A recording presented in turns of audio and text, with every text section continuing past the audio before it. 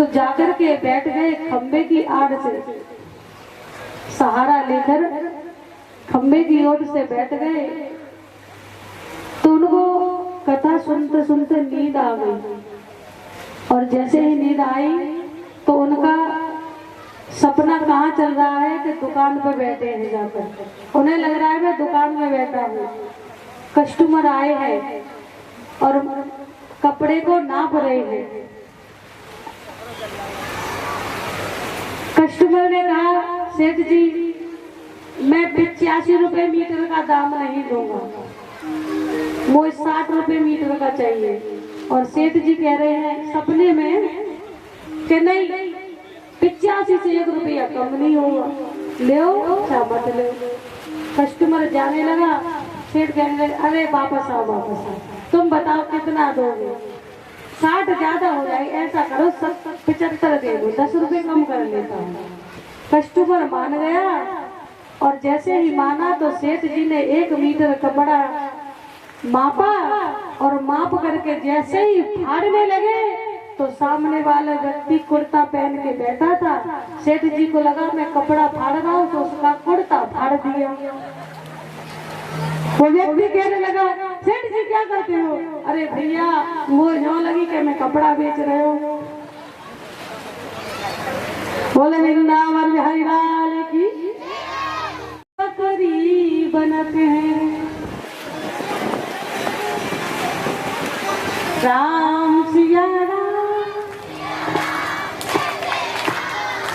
इसलिए मैया बातें मत किया करो, भगवान डरे तुम्हें बकरी बनना पड़े।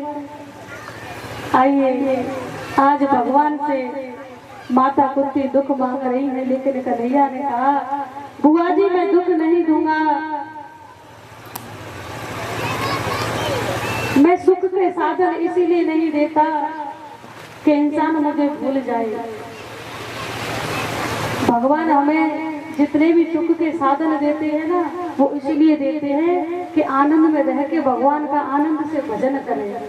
लेकिन हम आनंद में रह के आनंद में ही रह जाते हैं, भजन में ध्यान नहीं देते, भगवान की ओर ध्यान नहीं देते। और जब कष्ट पड़ता है तो भगवान याद आते हैं।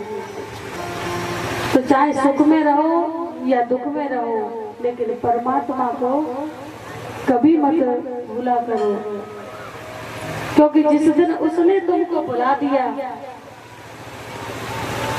उस दिन से तुम्हारा जीवन बिगड़ना आरंभ हो जाएगा। बोलिए वृंदावन बिहारी लाल की। जो भी बहुत धनवान था तो उसने कुआं बनवाया, किस लिए? क्योंकि उस गांव में जल नहीं था, तो जल की कमी पूरी करने के लिए उसने कुआं बनवाया। लेकिन उसमें अचानक से एक बालक गिर के मर गया। तो उस बालक के घर वाले कहने लगे, अरे सेठ जी तेरा बुरा है जाए, तेने कुआं खुदवाए दो,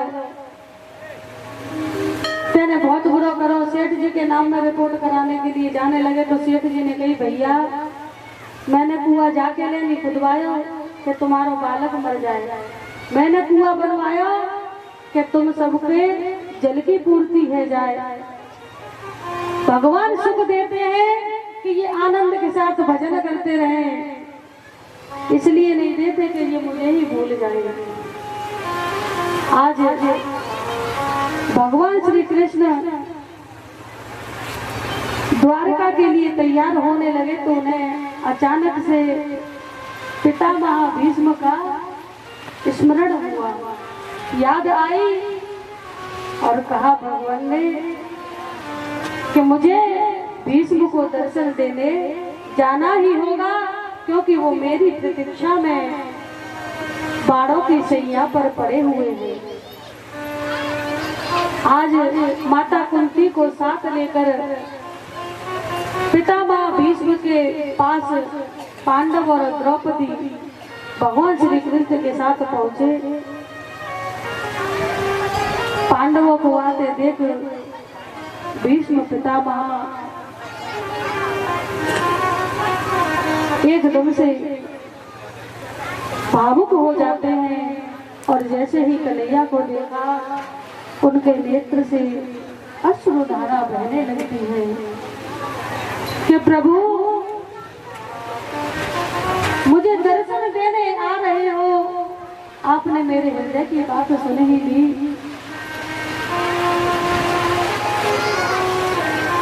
पितामह के पास जाते ही भगवान श्री कृष्ण ने कहा, भीष्म पितामह, पांडव राजा हो गए हैं, इनको राज्य चलाने के लिए कुछ उपदेश दे दीजिए, क्योंकि आपके जीवन का तो अनुभव है, आपने सब कुछ देखा है, राज्यभार कैसे संभालना चाहिए। तो भीष्म पितामह कहने लगे, कन्हैया, मुझसे ज्यादा तो तुम ज्ञान दे सकते हो इनको। भगवान ने कहा कि जब तक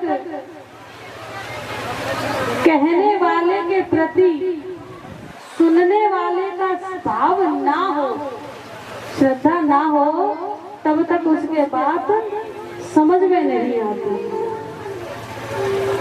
एक तुम्हारे पिताजी सामने खड़े हो और दूसरा पड़ोसी, तो बात तुम्हें किसकी समझ में आएगी, पड़ोसी की या अपने पिता की? अपने पिता की समझ में आएगी। पड़ोसी बड़बड़ाता रहे, क्या फर्क पड़ता है। भगवान श्री कृष्ण को पांडव अर्जुन को छोड़ के सभी अपनी मामा का पुत्र मानते हैं, भाई मानते हैं, छोटा भाई मानते हैं, इसलिए भगवान की बातें उनको समझ में नहीं आती है।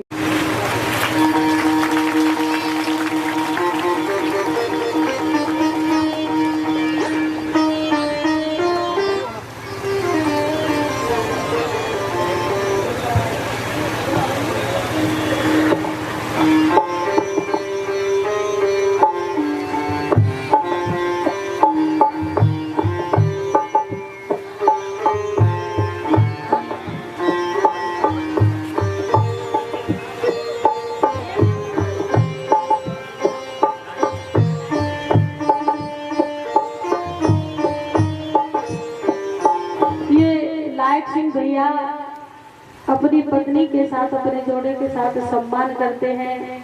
आप सबकी तरफ से ये व्यासपीठ का सम्मान कर रहे हैं। ठाकुर जी आप सबका सम्मान समाज में बनाए रखें। और राजा का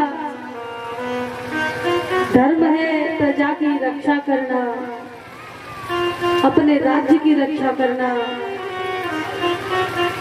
और हमेशा सत्कर्म करना। क्योंकि बेटा,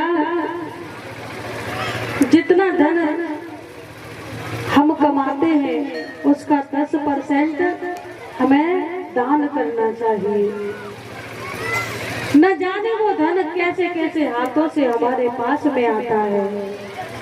धन को पवित्र करने के लिए दान करना बहुत आवश्यक है, क्योंकि तन पवित्र सेवा की, त्रिविध कल्याण। तन पवित्र सेवा किए, धन पवित्र कर दान, मन पवित्र हरि भजन सो होत त्रिविध कल्याण। तन से किसी की सेवा करोगे तभी ये तन किसी काम का है, क्योंकि मनुष्य इंसान के कहलाने के लायक जब बनता है जब वो दूसरे के काम आता है। अगर तुम किसी के काम नहीं आओगे तो वो कोई तुमसे कह देगा कि दूसरा वो इंसान इतना अच्छा है, कहेगा क्या? बताओ, नहीं कहेगा। उसे पता ही नहीं तुम अच्छे हो के बुरे। किसी के काम जो आए उसे इंसान कहते हैं, उसे इंसान कहते हैं। किसी के काम जो आए